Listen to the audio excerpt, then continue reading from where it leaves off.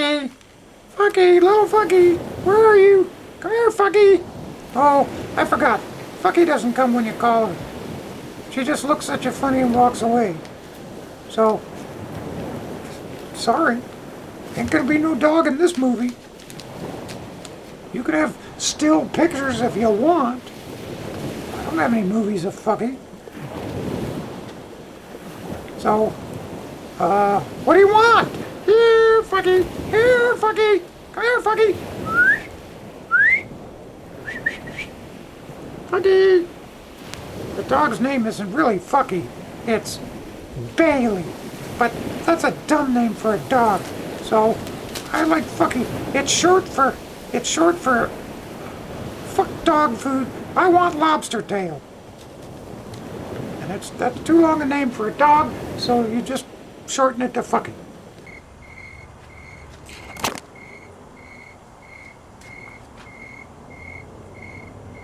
On Washington Island, as we drive up the main road to get over to where we go over to Rock Island, there's a farm and a great big front yard that comes out to the road. And right near the road, by that front yard, is this great big cast iron Guernsey, or black and white cow, whatever you call those, Holstein, whatever it is, it's that black and white kind. And David Ellman, every time he tells the same story, no matter where you go, if you go past some place, he's going to tell the story to you again and again and again and again. And now I just keep telling him that I've heard it 18 times already. But the next time he and I drive past that place, he's going to tell me the story of the little cow. Anyway, we drive past this cow that's sitting there, and he says, you know, for many years, that cow had a little calf and it just disappeared one time. Nobody knows what happened to it. Can't steal the big one, it's too heavy. But the little one you can haul off. So somebody stole it. Well, this particular summer when this picture was taken, David had driven past a yard sale. And as he was driving past, he glanced over and sure enough, there was a little baby calf standing there. Maybe the one that got stolen. Maybe a different one. Who cares? It's only cast iron. So David jumped out and bought it right there and then.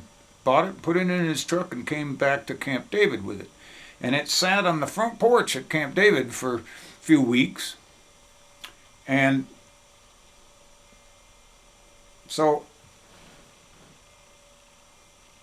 I was sitting there in one of the lounge chairs on the porch, and little Fucky comes walking along, and it was such an interesting dichotomy that I said, "Little Fucky, stop, stop, stop!" And little Fucky stopped and turned and looked at me, and I caught that picture.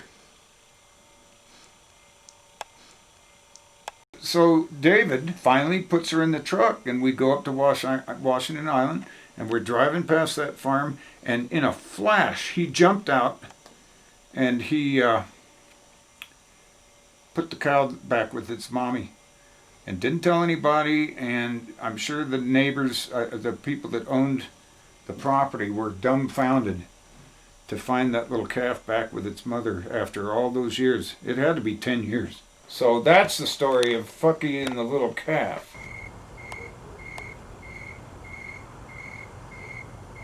He spent a year without a dog. His original dog, Amber, the surfing dog, died of old age because she could actually ride a surfboard in Hawaii. And Amber died, and then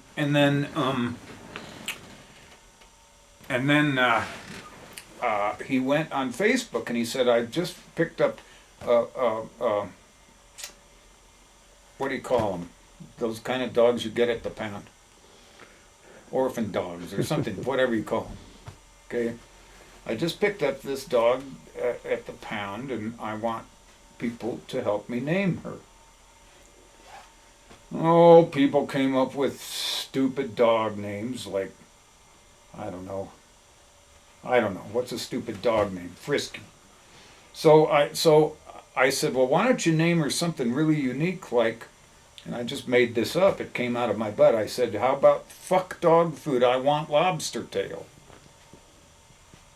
And he said, he wrote me back right away and he said, no, that's too many syllables. I couldn't, if I have to call or what, I'm supposed to go to the door and say, here, fuck dog food, I want lobster tail. No, I can't do that. And I said, no, you just shorten it to, everybody gets, nicknames are short. And I said, just name her, just call her Fucky. Fucky, here, Fucky. No, he said he didn't want to do that either. It didn't sound good. Oh, I knew he wasn't going to go for it. Even though he's the kind of guy that might go for it, but he didn't.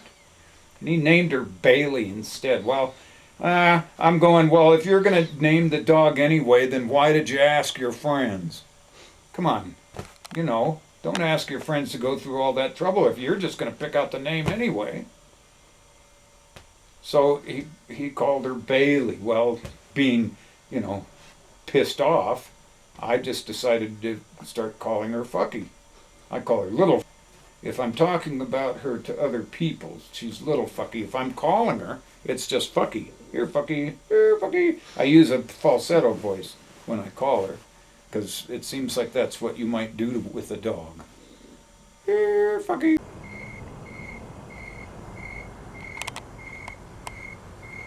Well, anyway, for years, well, she's 5 years old or 6 years old now. And so for a long part of that time, you could turn on the hose and she would just have a great time with you squirting water at her. She just loved it. She bit at the water coming out of the hose. It's quite amusing, but she loved getting wet and she loved that water. So you could interact with her that way, or if you got her running around the car or around a table or something like that, she would go nuts, and she thought it was a game where she'd get to the other side of the car and then turn the other way and try to fool you, right? So you'd be running this way and then she'd turn around and so it went on like that, and she'd go nuts. She'd go just nuts if you were doing that with her. So you could interact with her that way. But otherwise, if you're just sitting there, she wouldn't have anything to do with you. Like that one scene, that one picture I showed you where she's with that little cow. She stopped and turned at me, and then she just wandered off. Lots of dogs will come over and and wag their little tails and then jump up on you and want to, get soil all over you and lick you and stuff and get a scratch on the head. But she wasn't the least bit interested in that sort of thing. I mean, girls could pet her and they'd get fur all over their hands. It wasn't very much fun scratching her because she dumped so much fur all over the place. She stayed in this very living room one night, and they were on the road, and it was just for one night. And God damn it, for 3 days, I was cleaning hair off of this carpet and off the furniture. That dog shed so much while she was here that night. I can't believe she wasn't bald. Because Brian, her owner, is a goofball, and he's always pranking me. For instance, one night I got out to get in my car to drive home, and it was late, it was dark. And I get in the car and the seat's pushed all the way forward and I can't get in. I'm going, what the fuck? I didn't do that. So I pushed the seat back, and then I started the engine, and I couldn't see a fucking goddamn thing out the window. And I'm going, what the hell? And so I get out of the car to see what's going on, and my hood is open. Of course I couldn't see, it was just black. At night, in the middle of the night, couldn't tell my hood was open. So those are the kind of things he might do. He also likes to jump out from behind places and scare the fuck out of me.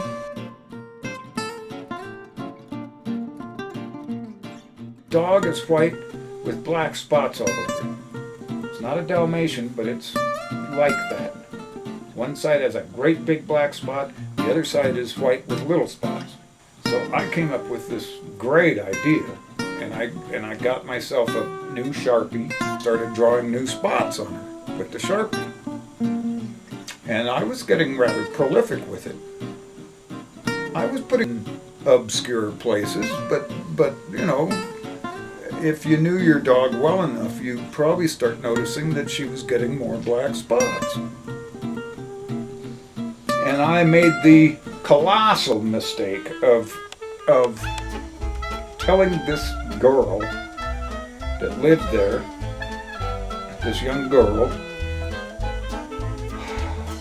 that I was doing that.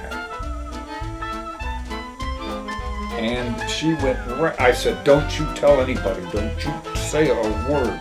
Oh, I won't, oh, I won't. And she immediately ran off and told Brian that I was doing that. So it spoiled the whole gag. I'm not sure that Brian had noticed it yet, that the dog was developing new spots, which would be, I think, unusual.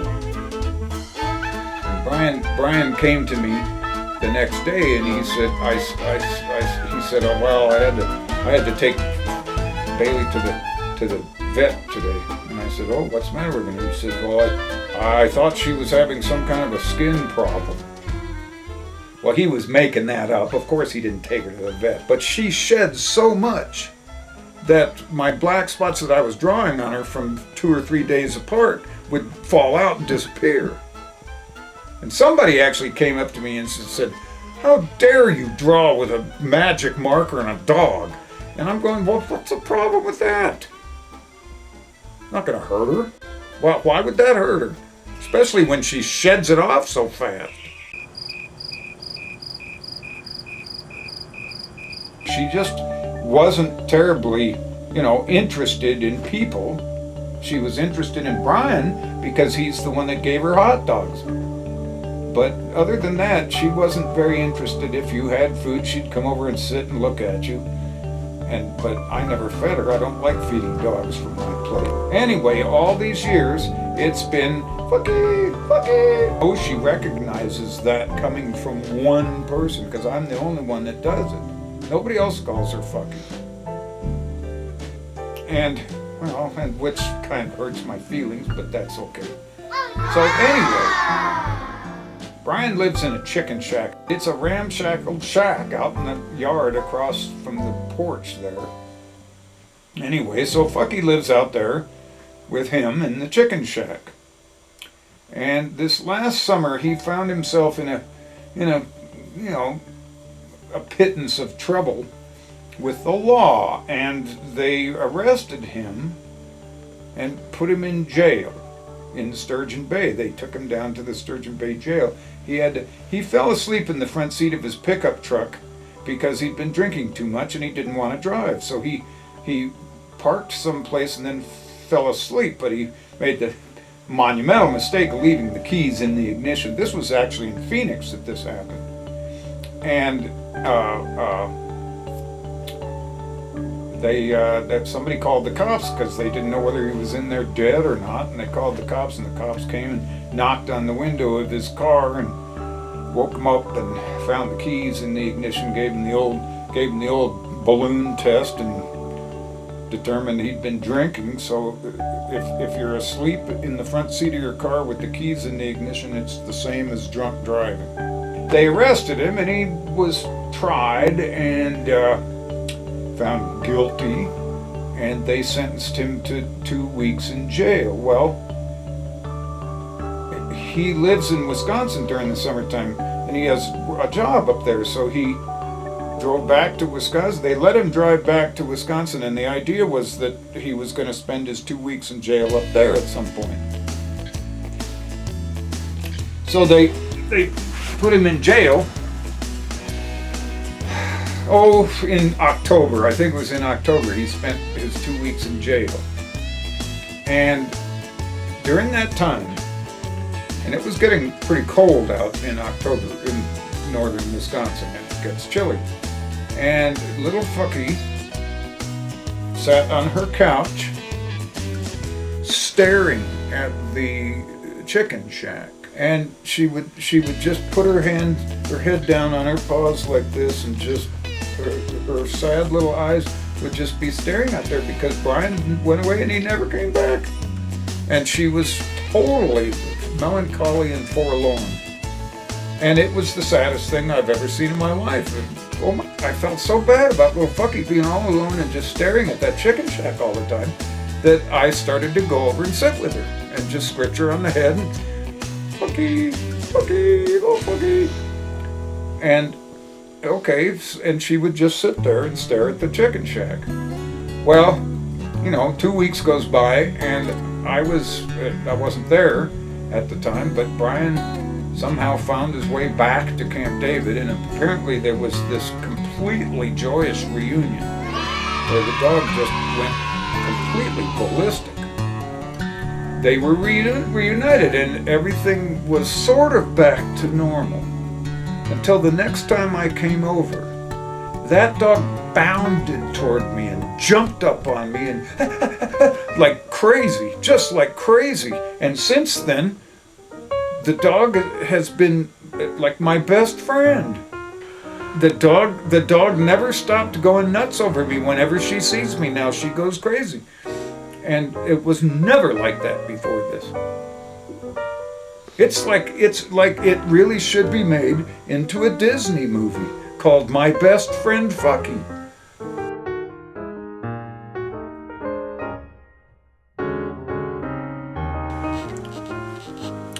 Fucky! Fucky! Here, Fucky!